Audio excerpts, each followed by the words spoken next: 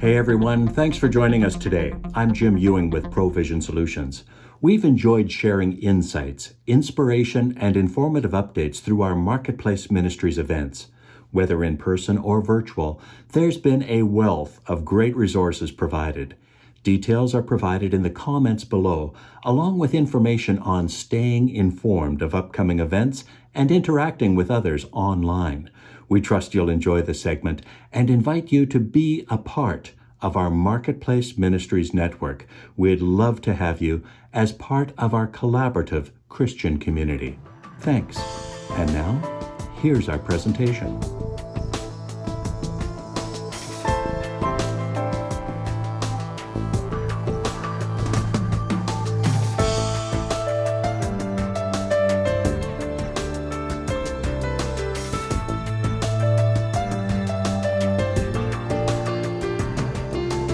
Ladies and gentlemen, thank you for joining us. I'm Jim Ewing, and it's a delight to have you with us. I'm joined here today by friends Tonde and Bola. They shared with a group not too long ago from their experience in the residential housing rental market. And gentlemen, you had some great information to share with the audience then. For those that couldn't join us or newbies that want to join in on our conversation, please introduce yourself and by all means carry on, enlighten us with your experience on the road that God has had you on. Thanks, Jim. Thanks for having us. My name is Tonde. My full name is Tondra Chakanyuka. Born and raised in Zimbabwe, and I live in Canada right now. I call Edmonton home. So myself and Bola, he will introduce himself later. We've been in the real estate investing sector for quite a few years now. But everything that we know, we had to learn it on our own. Having grown up in Africa, where real estate investment is not the thing that you see daily. So we thought maybe it's best to share some of our lessons learned with everybody. So the title of our presentation today is the real estate investing, the basics, just to help those that are planning to start on that journey. So when we talk about real estate investing, what does that mean? So put simply, real estate investing, it's investing in properties for residential use to generate income or profit. So some of the benefits with real estate in investing, property value appreciation over time, steady cash flow through the rentals. There is some tax advantages as well. And some of the common properties that people invest in typically include townhouses, duplexes, triplexes, single-family homes, condominiums.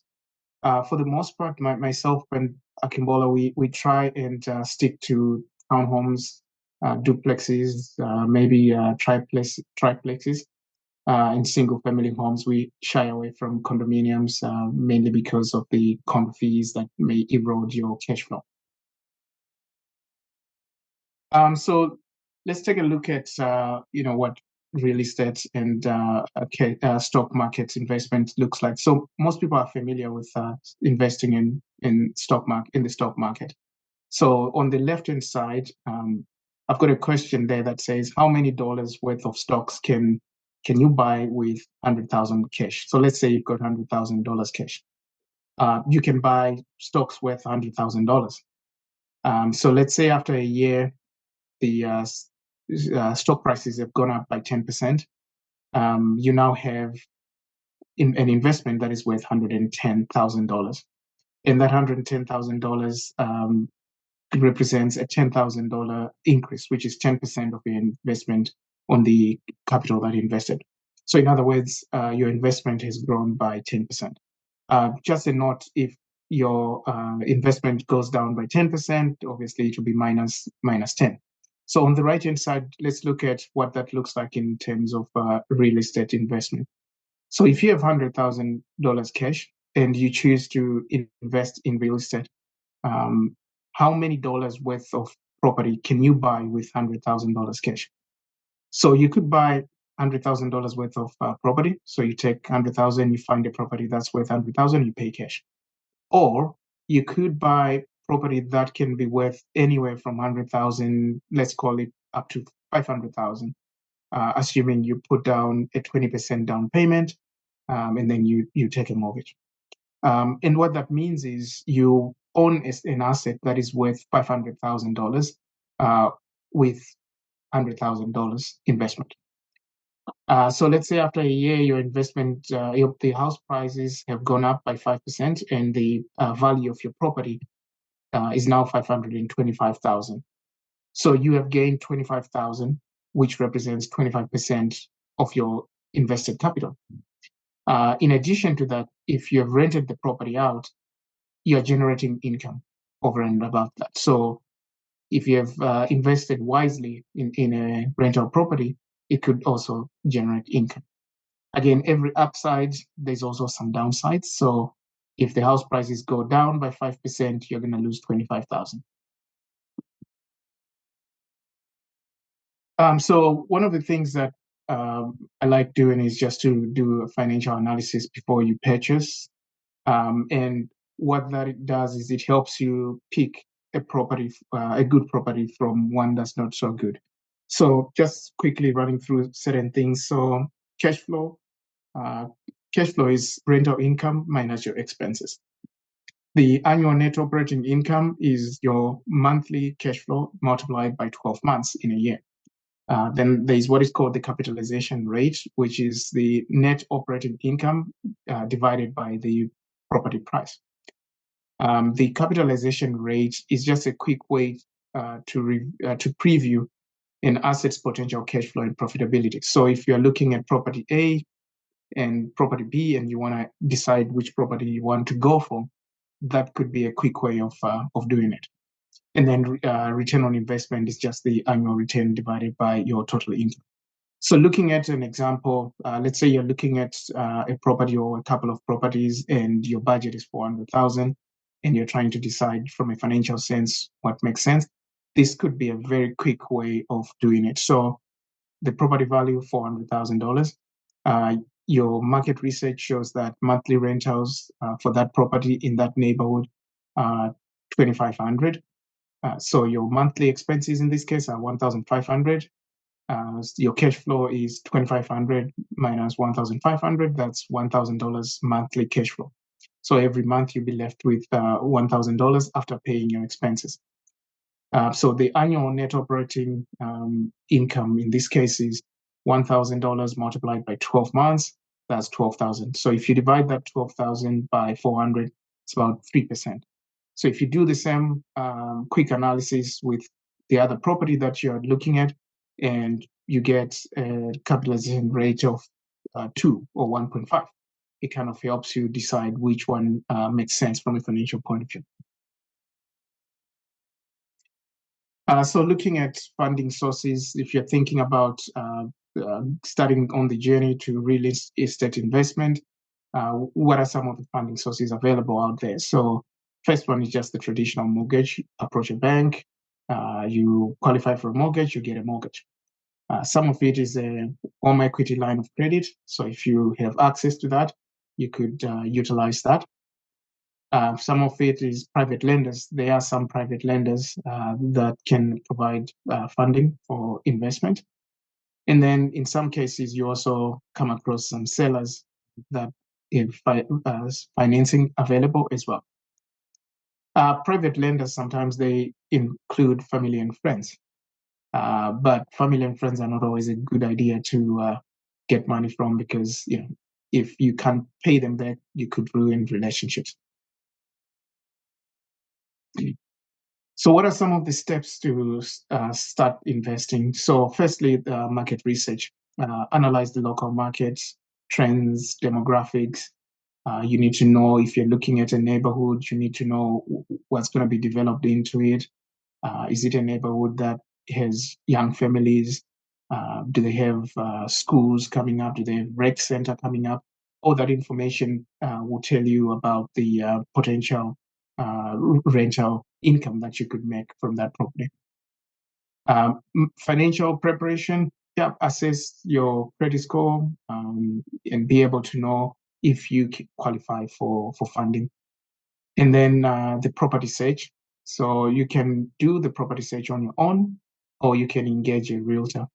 If you do it on your own in terms of property search, myself and Akimbola, we tend to do it on our own for the most part. But you have to be a certain type of person to enjoy this. If you're one person that the thought of spending your Saturday just looking at properties and open houses, if that thought doesn't interest you, maybe real estate is not for you. So the next one is just do your due diligence. If you find a property that you're interested in, conduct inspections, evaluate the property condition, and you can pay someone to do the inspection. And then the acquisition, once you've decided to purchase, then you negotiate, you close the deal.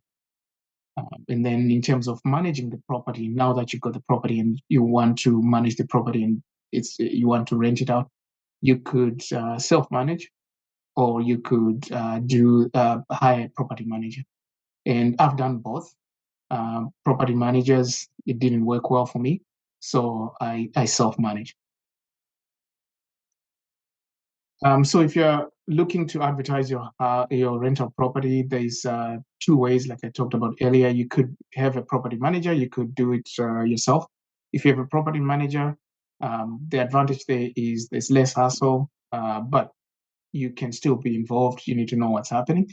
If you do it yourself, you could use websites such as Rent Faster to advertise your house. You could use Facebook Marketplace. Although I don't like Facebook Marketplace that much, you could use Kijiji or the rent bot. Hopefully you can find a good tenant and you can rent out your property. Some of the key indicators when you're looking for a tenant to rent your property, you want to look at the current debt, the credit score. There are websites out there that you can utilize to get your potential tenants to submit their application through. And they also do a credit check, and then they give you a report, and then you can make a decision. When you get a report, when you get an application, look at affordability. Ask yourself, based on what's been presented to me, can this couple or can this individual afford this rental every month? Also, personality. If you are renting it out yourself, when they come to view the property, get to talk to them, just see if your personalities, if you hit it off the first time, and if you know what kind of people they are. Also ask who be living at the property, right? How many people are gonna be living there, who's gonna be living there, and then check out references. Although references usually, they may get people that give them a glowing reference, but that doesn't mean that they're good tenants. So at this point, I'm gonna pass to Akimbola, and Bola is gonna talk about the good, the bad, and the ugly when you start doing rental investment. Over to you, Bola. Thanks, Tondra. Thanks, Jim. My full name is Akimbola George. I have similar backgrounds with Tondra, except that I'm from Nigeria, originally born and raised in Nigeria. Similar background with real estate is not so popular and things like that. So, as Tondra said, we learned all this by ourselves, and glory be to God, we are pushing on. So, I'm sure the way Tondra has introduced this space, we call it the good, the bad, and the ugly of real estate. And when we are looking at the good, we are talking about rental. You buy, you carry from what Tondra has said. You buy this property, you love it, you get good tenants, you advertise, you get good tenants quickly, rent on time, cash flow is good, property is well taken care of, everybody's happy, you're rolling and bouncing off the street and very happy yourself, and you're actually feeling like a millionaire at that point. Okay, now when you start transitioning from the good to bad, at times you get these tenants, and sometimes things are not going the way you plan. Payment is late. These are an example of an experience I shared where I had to the tenant refused to not he refused to pay, called me up and say, "Hey, I'm facing hard times. Please let's have a plan." Now, at that point, things start getting shaky because if you remember what Sandra has said, you are carrying the mortgage. You only put a 20% down. It means you have to cough out the mortgage, your expenses. Tundra uses the word 1,500, which includes your mortgage, your property tax, and things like that. So at this point, it's now start getting bad for me or for you as a renter. And this is just a typical example. I'm not expecting you to read this, but just to understand what can go through. So now at times it translates from, we set up a plan for this tenant, and guess what? The tenant did abide by that plan. It started going into litigation, into legal battles, to the rental board. And this is an example of some of just a snip of the emails that was shared between the tenant and myself. And at this time becomes so hostile and things like that. So it really turns ugly quickly, from the good, and you turn bad, and it becomes ugly, whereby you have to spend your time, taking people to this case. I took them to a tenancy board. I've seen people take them to legal, where you spend money on court cases. So in this case, I took this tenant to court, and I had damages on my property, which I'll be sharing. I won the case, and this is just a typical example for those of you that have seen taking people to tenancy bodies, an example where the tenant was found with breach of contract. So it really turned ugly quickly. That in a situation whereby for 2, 3 months I wasn't paid, I wasn't even allowed to show the property till he moves out, because at times you just have to be cautious of the type of people that are there. So it can really take turn ugly quickly. I would like at this point I would like to say, despite the fact I won this case, guess what? Till today I'm still owed over $6,000, because the way the system is set up is that you are meant to go after that money. You are not giving help. So it really turns ugly if you don't do the key steps, key indicators that Tundra was talking about, things like that. So please, those are some of the things I need to share, that when you do the good, then you get to the bad, and it really turns ugly quickly. So this is just an example of some of the bad transition between the bad and the ugly. You're looking at when I wasn't paid the rent. Now, in a brand new property, you're seeing pictures. When the tenant moved out, I had to pay people to come and take out the garbage. In fact, I could even deal with the garbage. But if you look at my property was damaged, the doors were damaged. If you see the middle picture, the second picture, you're looking at that door. If the opener of that door was damaged, garbage, the doors were fighting. The picture you're seeing with the lawn there is very interesting to me. In fact, the tenant actually removed, where you see the black stuff there. The tenant actually removed my grass, my sod there, removed everything and put black stuff there, and said, "Hey, I didn't feel like," or something like that. So this is just the outside you're seeing. The inside, look, the next you're seeing throughout the whole house. They pasted all this brand new house, pasted all this stuff around the house, where I have to get a painter to remove and repaint everything. And that furnace, that's the filter of the furnace that you're looking at, that wasn't changed for 1 year.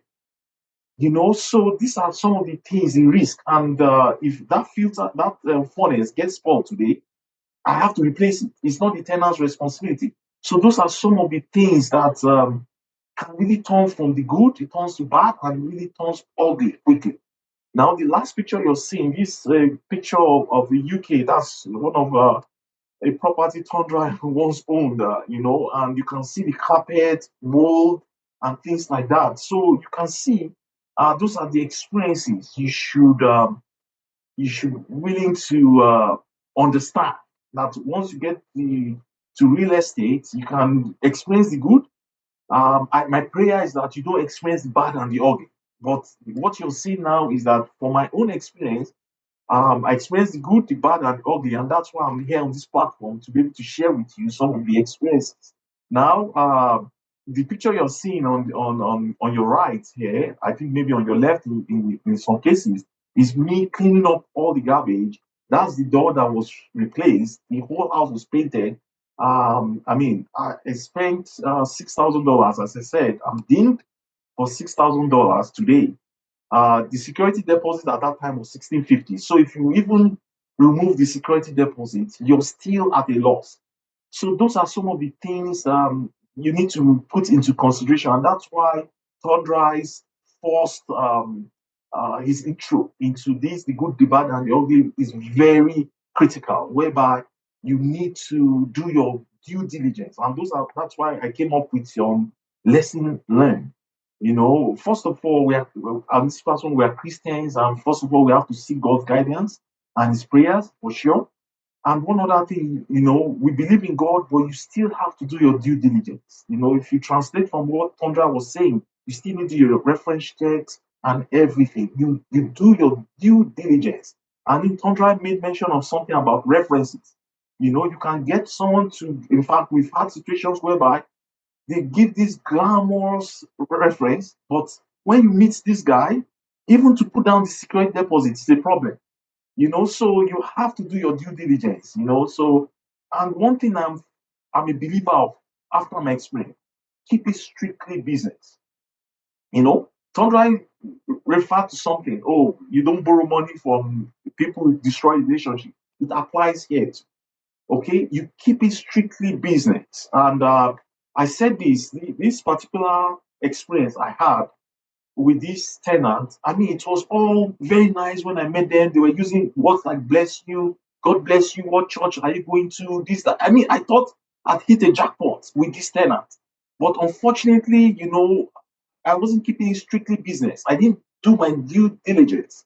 So please keep it business. Even if you are going to rent to your brother or a family member, strictly business. There's no thing. Just keep everything strictly business. Then one thing I've learned, and I'm sure Conrad can testify to this, is the regular checkup. Don't hesitate to do your regular checkup. In fact, when you are setting up your lease or your contract, you must specify it within the contract that every month you will be coming there to check the house, the premises, the yard, the furnace, and things like that. My experience, as I told you, my experience with these guys, I thought they were good Christians, using slangs like "bless you, brother," things like that. I wasn't doing my regular checkup. That's why I could. It was when they moved out, I realized that the filter of the furnace hasn't been changed for almost 1 year. So please, these are some of the lessons I learned, and if you take these two and with what Tondra has said, put it together, you're sure you'll be okay. You're not guaranteed 100%, but you'll be okay 95% or 96% of the time. With God's guidance and prayers, I expect you to be 150%, unless God has a different plan for you to make you go through what I've gone through to be able to speak on a platform like this. So I think that's my short experience of the good, the bad, and ugly with my rental property, and I'm sure a lot of people out there, including Tondra, if he's given the opportunity, can also share some of his experiences. So I think that's the end of our presentation for now. Tondra, the next slide. Yeah. So thank you once again, Jim. Thanks, Tondra, for giving us the opportunity to share this, and I'll hand it over to you, Jim. All right. Well, Tonde and Bola, thank you so much for sharing from your experiences, a balance of good, the bad, and the ugly. But throughout it all, you probably went into this with a heart that was wanting to help other people. I wonder, could you maybe just talk for a moment from a perspective of a follower of Christ who wants to do the right thing as a Christian? What would you recommend for people to go into it with their eyes open, but yet with a heart to help people? So for me, I'll share a couple of maybe one verse, Proverbs 21 verse 5, which says the plans of the diligent lead to profit as surely as haste leads to poverty. And for someone who's trying to be on this journey, I always try and make sure that I spend time doing my research. If you're somebody, I said earlier, if you're somebody that the thought of going and looking at houses, open houses, doesn't interest you, maybe real estate is not for you. You might look, look at properties, maybe 100 in a year. Out of that 130, realistically, what interests you? And out of that 30, you're lucky if you put an offer for 3. right? And that's the amount of effort involved. So you need to put in a lot of effort. You need to spend time. And then the other thing that I'll mention is if you're married and you're a couple, always trust God, pray to God, because as couples, you might have different views because this is a huge financial investment. Myself and Bola are very lucky in the sense that our spouses, they do not like going and viewing our houses, but they trust that God has placed the wisdom in us to be able to identify these opportunities for us and for our families. So they let us do it. They let us be what we enjoy doing, and they get involved once we identify good viable properties. Bola, did you want to add some comments in addition to what Tande has just said?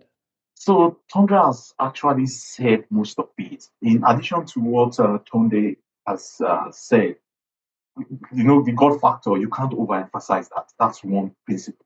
The second principle I like doing, Tondra has said it best, and he said, if you like real estate, you shouldn't go into it because your neighbor is going to it, or I'm saying, I'm making money, or Tunde. The first thing is that you must have a desire, you must have a passion for it. And that's why I said Tondra has said it best, because once you have a passion for it, you give all to it. And one other thing I always encourage, based on my experience, is have a set of guiding principles. And these principles will include, and I'm not limited to things like keep strictly business, keep it strictly business, and make sure. One of the principles I have is I can't buy a place, I can't live it, and that is where my heart to help people comes in. If I can't live in that place, I can't purchase it to rent it out to other people. So those are some of my principles that I have used, and strictly business, in addition to what Andrea said. So those are some of the things. That's one principle. The other principle I have based on my experience, no matter what,